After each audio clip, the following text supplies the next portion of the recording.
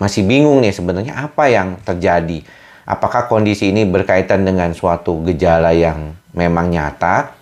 Karena kalau diagnosis dokternya gastritis erosif dan sudah pernah diendoskopi, berarti si pasien ini memang mengalami masalah lambung. Nah, tapi kemudian apakah gejala lambung ini berkaitan dengan kepala keliengan, mata buram, kuping berdenging, ya, nyeri otot di bagian punggung? Itu tidak. Ya, biasanya sih yang mengalami seperti itu adalah pasien yang mengalami kecemasan. Nah, jadi untuk lebih dominannya perhatian kita adalah pada sekarang gastritis erosifnya itu sudah diobati atau belum? Ya, karena kalau gastritis erosif kan berarti memang ada problem di lambungnya.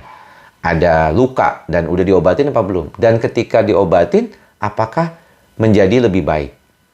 Ya, sebabnya sudah sejak lama nih 2021 harusnya sih sudah membaik. Karena kalau obat-obatan lambung biasa yang biasa diberikan pada pasien seperti ini itu bisa membantu dan akhirnya membaik kondisinya. Jadi itu kita perlu perhatikan ya. Jadi nanti dilihat dulu apa memang betul. Soalnya kadang-kadang bisa saja terjadi. Seperti itu. Kita lanjut dulu ya ke pertanyaan selanjutnya. Niko Prasetyo, K2. Usia 38 tahun, laki-laki, berat 83, tinggi 170. 3 bulan kontrol terkait lambung, tapi sampai 8 bulan keringat dingin tidak membaik. Keluhannya jika sedang fokus berkendara, terkena angin makin berkeringat dingin. Jika muncul keringat dingin, rasa mual dan lainnya terkait lambung timbul.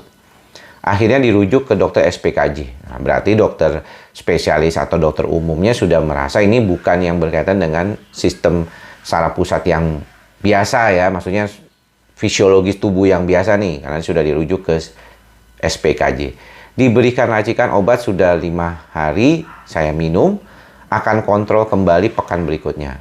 Hari pertama dan kedua saat konsumsi ngantuk, hari ketiga badan merasa tidak nyaman sesaat saja, tapi karena tidak nyaman itu jadi lebih banyak tidur dibandingkan harus aktivitas. Obat yang masih dikonsumsi lambung lansoprazol. Ditulis SPKJ-nya sertraline, clobazam, dan pyridoxine dan vitamin B6. Kira-kira kasus seperti ini berapa lama?